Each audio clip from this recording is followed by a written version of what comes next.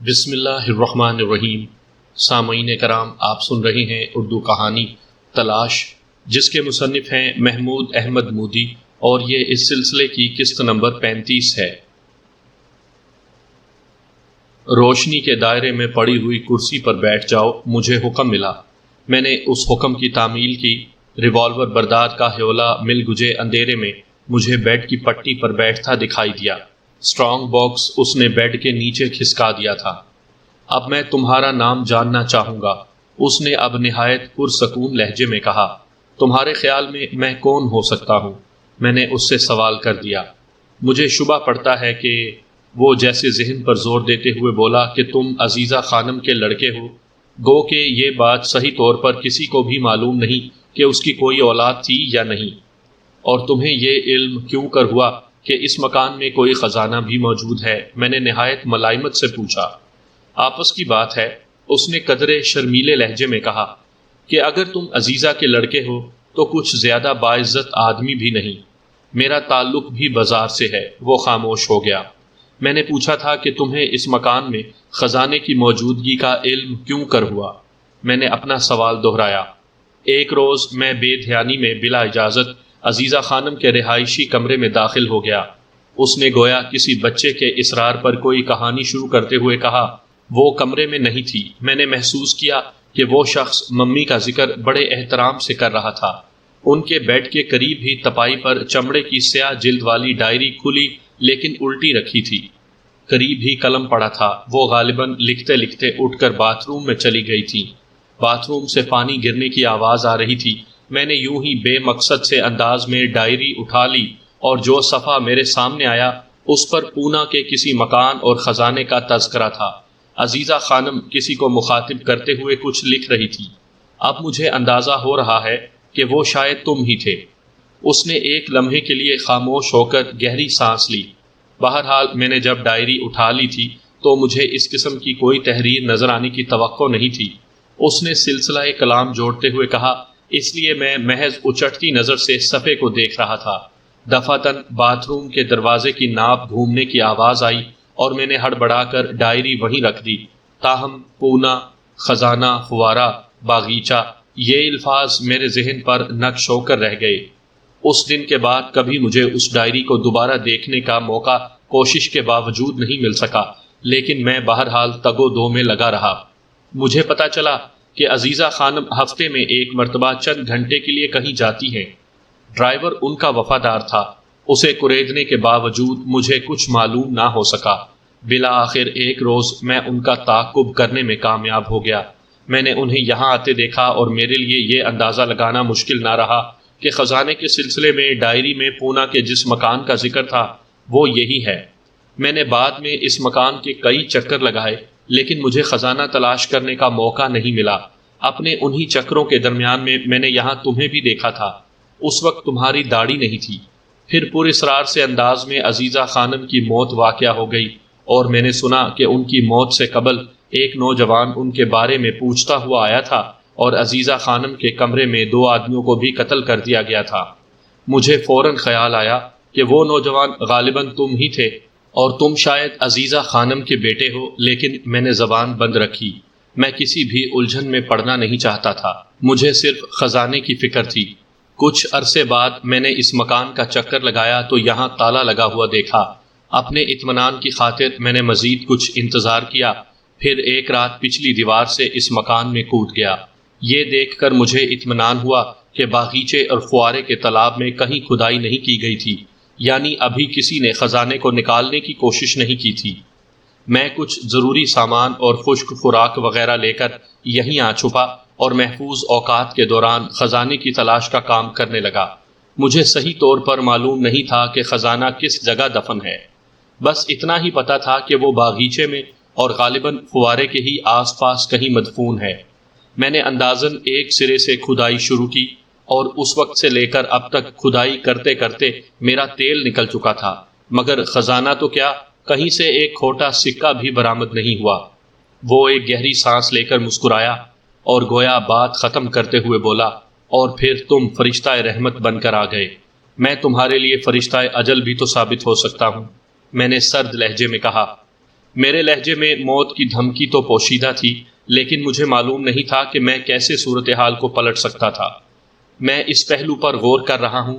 اس کے ہونٹوں سے مسکراہٹ یک لخت غائب ہو گئی اور چہرے پر تناؤ چھا گیا۔ اس لیے مناسب یہی ہے کہ اس نے ریوالور اور زیادہ صحیح طور پر سنبھال لیا۔ میں تمہیں گولی مار کر یہیں باغیچے میں دفن کر جاؤں۔ اتنی سی بات کے لیے اتنی لمبی تمہید باندھ رہے تھے۔ میں نے ناگواری سے کہا، گولی مارنی ہے تو مار بھی چکو، بلکہ میری لاش اگر باغیچے ہی میں دفن کرنی تھی تو وہیں گولی مار دیتے، یہاں تک لانے کی زحمت کیوں کی؟ لاش کو گھسیٹتے ہوئے پھر باغیچے تک لے جاؤ گے؟ میرا انداز ایسا ہی تھا جیسے میں اپنی نہیں کسی اور کی لاش کی بات کر رہا ہوں۔ وہ کچھ گڑبڑا سا گیا، مگر پھر سنبھل کر بولا، انسان جسے جان سے مارنے لگا ہو اس سے دو دو باتیں تو کر لینی چاہیے، اور کچھ نہیں تو کم از کم اس کا نام تو پوچھ لینا چاہیے۔ میرا نام بلبل کشمیر ہے، میں نے سنجیدگی سے کہا۔ خوبصورت نام ہے نا؟ ہیرو بننے کی کوشش کر رہے ہو؟ اس کی آواز میں سختی در آئی۔ دراصل مجھے مرنے کی بہت جلدی ہے اور تم دیر کیے جا رہے ہو، میں نے گویا شکوہ کیا۔ یہ لو، اس نے ٹریگر دبا دیا۔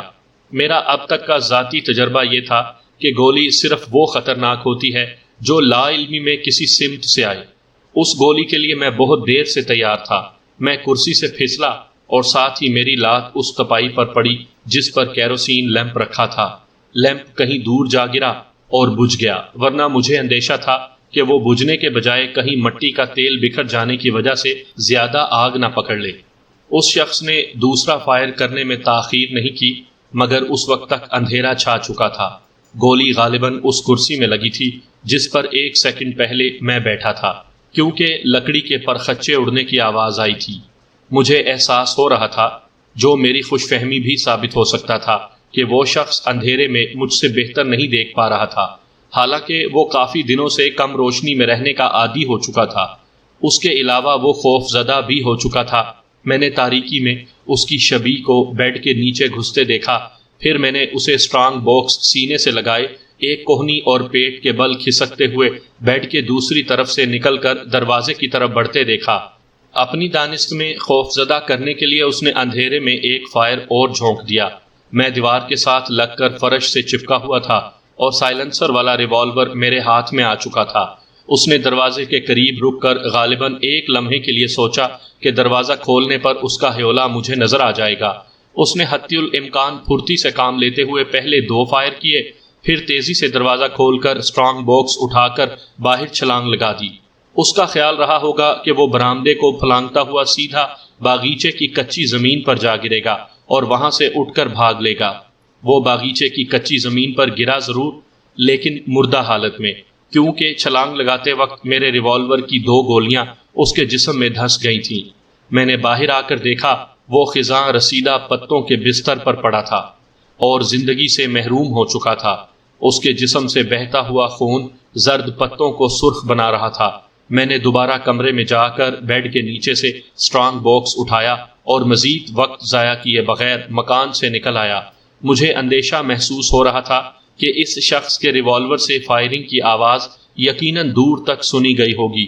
رات کے سکوت میں تو ویسے بھی معمولی آواز بھی بلند محسوس ہوتی ہے۔ میں اپنے مکان میں لاش چھوڑ کر جانا نہیں چاہتا تھا، لیکن اب اس کے سوا کوئی چارہ نہیں تھا۔ میں نے براہ راست ہائی وے کا رخ نہیں کیا، بلکہ مختلف رہائشی علاقوں سے گزرتے ہوئے ادھر جانے کا فیصلہ کیا۔ ایک گلی میں دھیرے دھیرے کار ڈرائیو کرتے وقت نہ جانے کیوں ذہن میں یک لخت ہی ٹک ٹک سی ہونے لگی۔ شاید یہ گردش ایام کی گھڑی تھی جو الٹی چلتی تھی۔ اس گلی سے کوئی مانوس سی خوشبو آ رہی تھی جس نے لاشعور کی گرہ سی کھول دی تھی۔ یادوں کے اجڑے ہوئے صنم خانوں میں گھنٹیاں سی بج اٹھی تھی۔ اس گلی میں ایسی کیا بات تھی؟ یہاں کی ہوا کیوں دامن گیر ہوئی جا رہی تھی؟ راستہ کیوں زنجیر بنا جا رہا تھا؟ در و دیوار کیوں سرگوشیاں کر رہے تھے؟ یہ کیا ماجرا تھا؟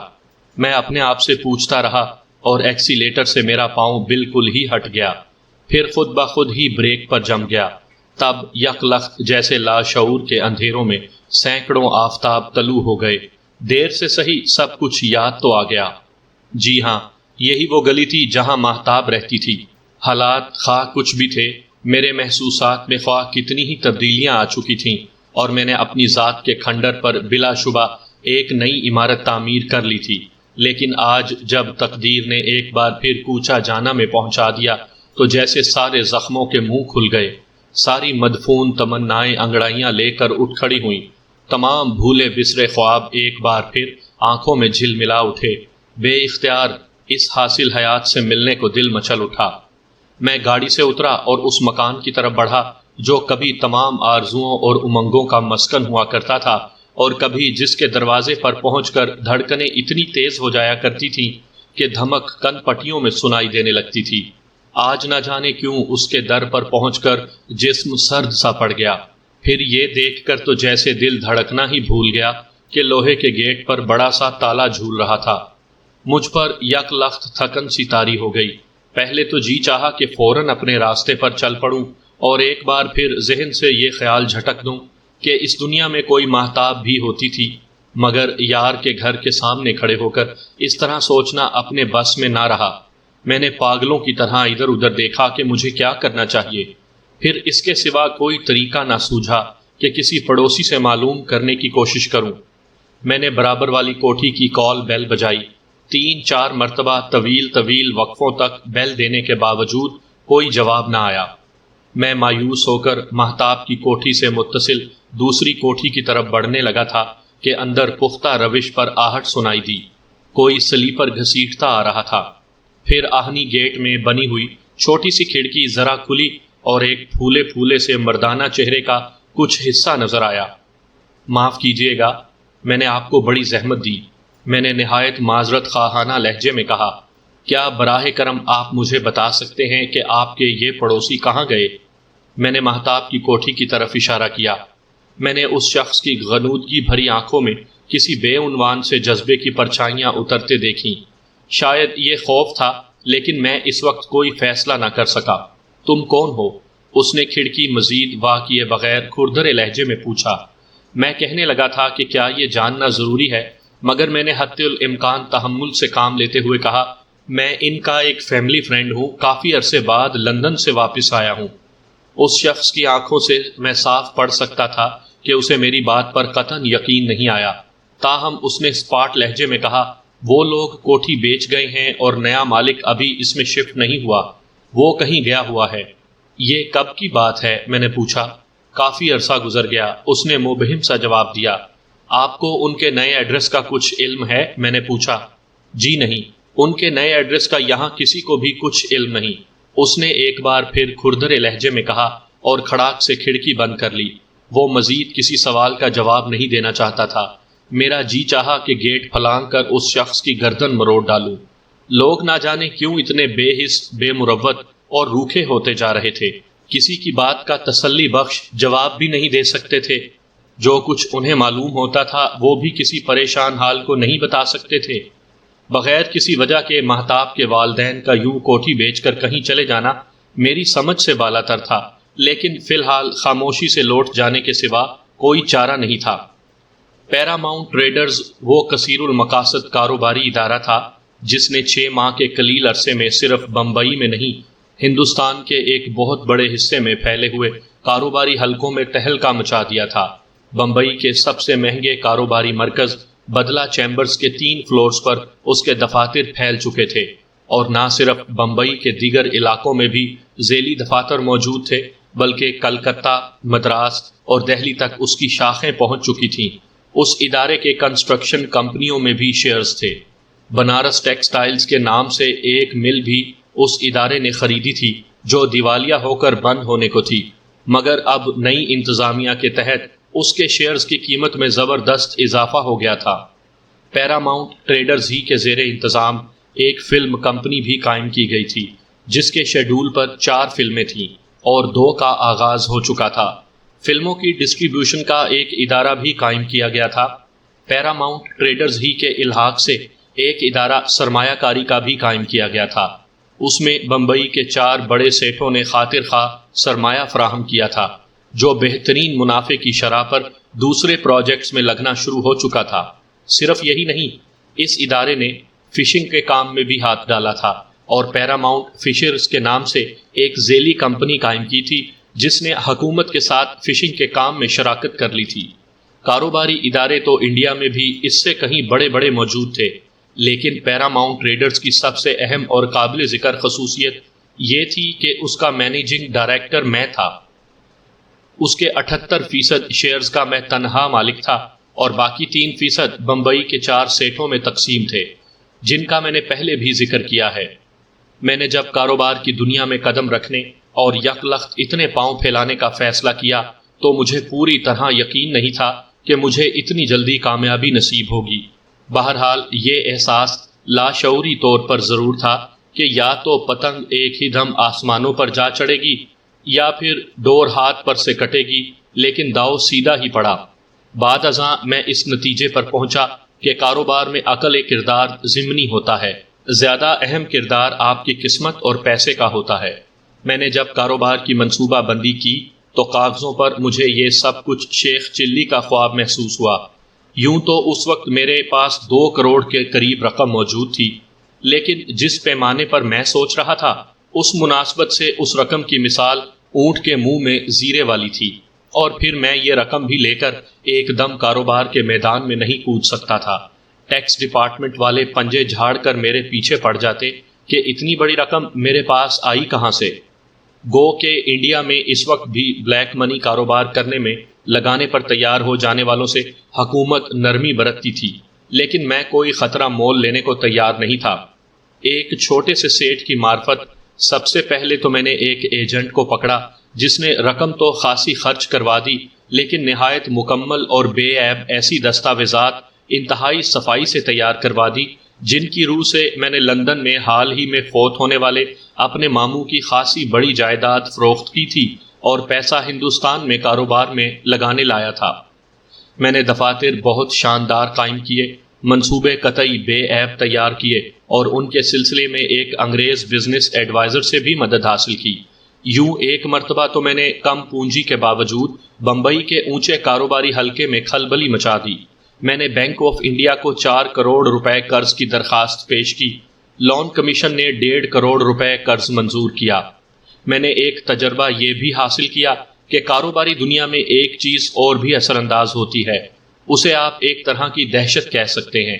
ایک بار آپ کی دہشت پھیل جائے تو راستے خود بخود آپ کے لیے کھلتے چلے جاتے ہیں۔ سیٹ لوگ چیک باکس اور نوٹوں سے بھرے بریف کیس لے کر آپ کے دفتر کے چکر لگانے لگتے ہیں۔ اس کے بعد ساکھ کا مرحلہ آتا ہے۔ ایک بار آپ کی ساکھ بن جائے پھر چاہے کسی بھی کام میں ہاتھ ڈال دیجئے، صرف ذہن حاضر رکھیے، بمبئی آپ کو اوپر سے اوپر لے جائے گا۔ آپ کو شاید یہ جان کر بھی حیرت ہو کہ میری فلم کمپنی کا ڈائریکٹر تبلا تھا، گو کہ اب اس کے دفتر پر اے لاکھانی، عاشق علی لاکھانی کی نیم پلیٹ آویزاں تھی۔ وہ معمولی تعلیم یافتہ شخص جو زیادہ سے زیادہ 100 روپے روز پر ایکسٹرا کے طور پر فلموں میں کام کرتا تھا اور بعض اوقات ڈپلیکیٹ کے طور پر کام کرتے ہوئے جان کو خطرے میں ڈالتا تھا، اور جس کے سلام کا کوئی سیدھے منہ جواب بھی نہیں دیتا تھا، فلم کمپنی کو بڑے عمدہ طریقے سے چلا رہا تھا۔ میں نے کام اسے سونپتے وقت ایک لیکچر دیا تھا۔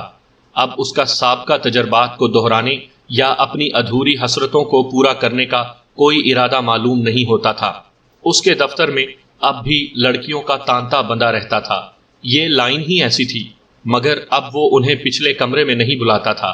وہ صاف ستھرا سوٹ پہنے اپنی چھوٹی سی گاڑی میں دفتر آتا تھا اور بڑے وقار اور سنجیدگی سے دفتری اور کاروباری معاملات چلاتا تھا۔ 14 آدمیوں کا مستقل سٹاف اس کا ماتحت تھا۔ میری فشنگ کمپنی کا سربراہ چھنا تھا۔ وہ گو کہ واجبی سا ہی پڑھا لکھا تھا اور اب بھی دھوتی کرتے میں دفتر آتا تھا، لیکن اپنا کام نہایت عمدگی سے چلا رہا تھا۔ سہ ماہی آڈٹ سے پتہ چلا تھا کہ اس کے شعبے نے سب سے کم مدت میں منافع کی شرح سب سے زیادہ دی تھی۔ وہ بڑا سنجیدہ انسان تھا، اس کا ماتحت سٹاف اس سے بڑا مرعوب رہتا تھا۔ میں نے پیراماؤنٹ ٹریڈرز کے اسی طرح کے کئی شعبے بنا کر ان کا ایک ایک سربراہ مقرر کر دیا تھا اور انہیں تقریباً آزادانہ طور پر کام کرنے کے لیے چھوڑ دیا تھا۔ اس طرح مجھ پر کام کا وزن زیادہ نہیں تھا اور میں منصوبہ سازی اور بھاگ دوڑ میں زیادہ وقت صرف کر سکتا تھا۔ تاہم کاروبار کو میں نے اپنے حواس پر سوار نہیں ہونے دیا تھا۔ یہ تو میرا زادِ راہ تھا، منزل کچھ اور تھی۔ کاروبار کو میں نے ایک انجن کی طرح سیٹ کر دیا تھا جو ایک بار سٹارٹ ہونے کے بعد خود بخود چل رہا تھا۔ میرا کام صرف انجن کی آواز پر دھیان رکھنا تھا کہ کہیں کوئی پرزا کھڑکھڑاہٹ تو نہیں پیدا کر رہا، کہیں کوئی نٹ بولٹ ڈھیلے تو نہیں پڑ رہے، کوئی پرزا تبدیل ہونے والا تو نہیں۔ ایک روز میں دفتر پہنچا تو میری سیکرٹری نے بڑے مسرت بھرے لہجے میں بتایا، سر، میڈم روپا آپ سے ملنے آئی ہیں، میں نے انہیں اندر آپ کے دفتر میں بٹھا دیا ہے۔ اپنے ساؤنڈ پروف ایئر کنڈیشنر دفتر کا دروازہ کھول کر میں بیرونی حصہ عبور کر کے اندر پہنچا۔ روپا ٹانگ پر ٹانگ رکھے صوفے پر پشتے سے ٹیک لگائے بیٹھی خوابناک سی آنکھوں سے دروازے ہی کی طرف دیکھ رہی تھی، جیسے میری راہ دیکھتی رہی ہو۔ اس نے اپنی جگہ سے جنبش نہیں کی، وہ یوں میری طرف دیکھ رہی تھی جیسے میں ایک خواب ہوں، اور اس نے ذرا پلک جھپکی تو بکھر جاؤں گا۔ وہ موتیا رنگ کے ایک عجیب و غریب کپڑے کی ساڑی میں ملبوس تھی، جو چمکیلی دھند کی طرح گویا اس کے جسم پر جمع ہوا تھا۔ ایسے ہی کپڑوں کے کوہنیوں تک کے دستانے پہن رکھے تھے۔ بالوں کا جوڑا بہت ہی خوبصورت تھا۔ اس کے وجود کی مسحور کن خوشبو وسیع کمرے میں پھیلی ہوئی تھی۔ وہ سدا بہار عورت تھی، ہمیشہ کی طرح آج بھی بے پناہ حسین، تر و تازہ اور شگفتہ نظر آ رہی تھی۔ بس آنکھوں کی گہرائیوں میں خوابیدہ اداسی کے رنگ کچھ اور گہرے ہو چکے تھے۔ میں نے بریف کیس ریک پر رکھا اور مسکراتے ہوئے اس کی طرف مڑا۔ معاف کیجیے گا سیٹھ صاحب، میں آپ کا قیمتی وقت ضائع کرنے آ گئی ہوں۔ اس کے رسیلے ہونٹوں نے حرکت کی، لہجہ سپاٹ تھا مگر الفاظ سپاٹ نہیں تھے۔ دیکھو، اب طنز ونز کرنے کی کوشش نہ کرو۔ میں اس کے قریب جا بیٹھا اور اس کے ہاتھ تھام لیے۔ اچھے دوست جب ایک طویل عرصے کی جدائی کے بعد ملتے ہیں تو ایک دوسرے پر زہریلے لفظوں کے تیر نہیں برساتے، خصوصاً جب ایک ہی شہر میں رہ کر جدا رہنے کی سر توڑ کوشش کی گئی ہو۔ اس کا لہجہ پہلے جیسا ہی رہا۔ جس انداز میں آپ نے الوداع کہا تھا، اس سے آپ کی مراد غالباً یہی تھی کہ میں آئندہ آپ سے ملنے کی کوشش نہ کروں سیٹھ صاحب، مگر افسوس کہ میں نہ جانے کس جذبے سے شکست کھا کر چلی آئی، حالانکہ میں بڑی خوددار عورت تھی سیٹھ صاحب۔ او خدا کے لیے سیٹھ صاحب کی گردان بند کرو روپا۔ میں نے اپنائیت بھرے غصے سے اس کے بازو کو ہلکا سا جھٹکا دیا اور فوراً ہی انتہائی ملائمت اور انکساری سے کہا، میں آج بھی تمہارا ایک حقیر غلام ہوں، دوست ہوں، رازدار ہوں، خیر خواہ ہوں، پیار کرنے والا ہوں، لیکن میں روایتی عاشق نہیں۔ میں محبت کا ثبوت اسے ہی نہیں سمجھتا کہ تمہارے در پر پڑا رہوں یا بلا ناغہ تم سے ملتا رہوں۔ میری محبت کو میرے ہی انداز کا اسیر رہنے دو۔ میں خواہ کہیں بھی رہوں، کتنا ہی عرصہ تم سے نہ ملوں، لیکن تم مجھے ہمیشہ یاد رہو گی، محترم رہو گی، محبوب رہو گی۔ اس سے زیادہ مجھ سے کچھ نہ مانگو۔ میں تو تم سے کچھ بھی نہیں مانگتی۔ وہ یک لخت ٹوٹ گئی، اس کی آنکھیں چھلک آئیں، گویا سمندر رونے کو تھا۔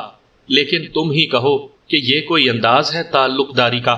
مجھے یوں خدا حافظ کہہ کر اچانک روپوش ہو گئے، جیسے پاتال میں اترنے لگے ہو۔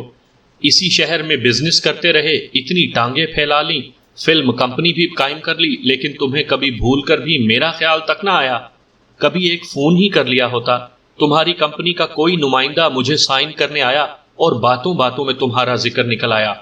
میرے کریت کر پوچھنے پر وہ تمہارے متعلق بتاتا رہا اور مجھے یقین ہو گیا کہ یہ تم ہی ہو۔ تمہارا خیال تھا کہ اسی شہر میں رہ کر اتنا کاروبار پھیلا کر اور خصوصاً فلم کے دھندے میں بھی ٹانگ اڑانے کے باوجود تم میری نظروں سے اوجھل رہو گے۔ میں نے کانٹریکٹ تو سائن کر دیا، لیکن ایک حسرت سی محسوس ہوئی کہ کاش یہ کانٹریکٹ سائن کروانے تم آئے ہوتے۔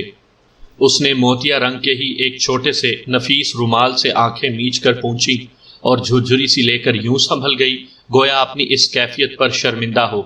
اسے ندامت ہو کر وہ اپنے آپ پر قابو کیوں نہیں رکھ پا رہی۔ یہ تو ایک غیر اہم چھوٹا سا کاروباری معاملہ تھا جس کے متعلق مجھے علم بھی نہیں کہ کوئی نمائندہ تمہارے پاس گیا تھا۔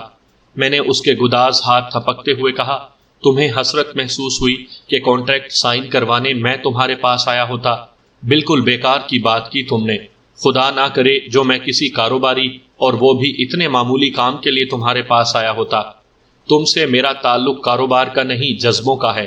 تم سے میرا معاملہ لین دین کا نہیں، دل کا ہے۔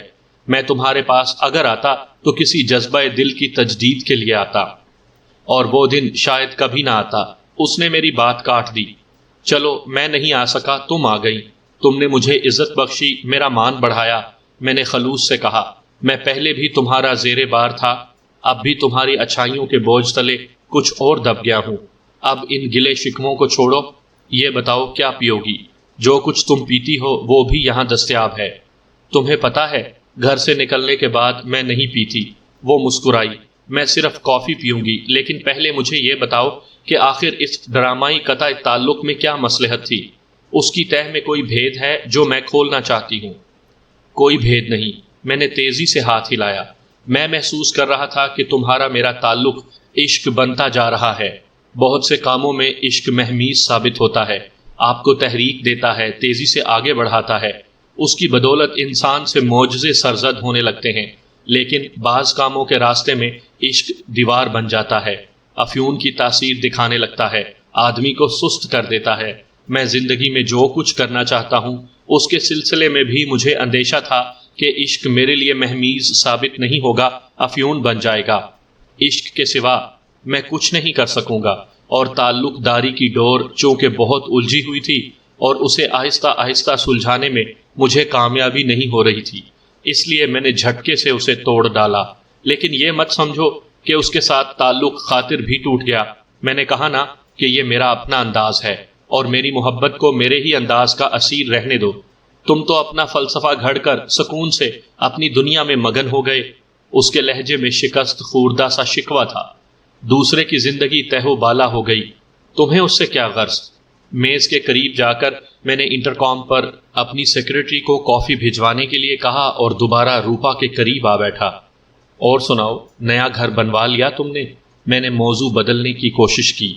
بنوایا نہیں، بنا بنایا لیا تھا، باندرا میں۔ انشورنس کمپنی نے خاصی حیل و حجت کے بعد بہرحال کلیم ادا کر دیا تھا۔ میرا کوئی خاص نقصان نہیں ہوا، سوائے اس کے کہ ذہنی دھچکے سے سنبھلنے میں خاصی دیر لگی اور بہت سے ضروری کاغذات اور ماضی کی کچھ نشانیاں ضائع ہو گئیں۔ وہ دھیرے دھیرے بتاتی رہی۔ موضوع بدلنے سے اس کا لہجہ بھی معمول پر آ گیا تھا، اور میں یہی چاہتا تھا۔ ذاتیات بڑا تکلیف دہ موضوع بھی ہے اور بڑا حیرت انگیز بھی۔ بہرحال نیا گھر بنوانے کو جی نہیں چاہا، وہ بتا رہی تھی، لیکن جو خریدا ہے یہ بھی خاصا خوبصورت ہے۔ میں نے کوئی تبصرہ نہ کیا تو وہ میری طرف دیکھتے ہوئے ہچکچاہٹ آمیز اور قدرے شرمیلے سے انداز میں مسکرائی۔ تم کب آ رہے ہو؟ اسے اپنے وجود کی روشنی سے جگمگانے۔ روپا، ایک تو تم میری اتنی عزت افزائی کرتی ہو کہ میرا دماغ 7ویں آسمان پر جا پہنچتا ہے، میں نے ہنستے ہوئے کہا۔ ویسے مجھے محسوس ہو رہا ہے کہ مجھے جلد ہی تمہارے گھر آنا پڑے گا، میں نے گہری سنجیدگی سے کہا۔ میں تمہیں بھی کسی ایسے دھندے سے لگانے کے بارے میں سوچ رہا تھا جس میں الجھ کر زندگی کے بارے میں تمہاری بے دلی اور لا تعلقی ختم ہو جائے۔ تمہارا خیال ہے کہ میری فلمی مصروفیات کم ہیں؟ اس نے پوچھا۔ مجھے معلوم ہے کہ تم 3 مصروف ترین ہیروئنوں میں سے ایک ہو، میں نے مسکراتے ہوئے کہا، لیکن فلمی مصروفیتیں تھکا دینے والی ہوتی ہیں۔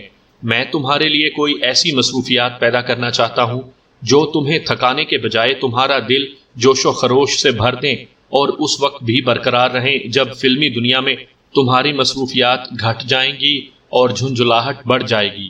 میں دراصل بہت دور کی سوچنے لگا ہوں، گویا تم شادی کے لیے آئیڈیل مرد بنتے جا رہے ہو۔ وہ ایک بار پھر شرارت سے مسکرائی۔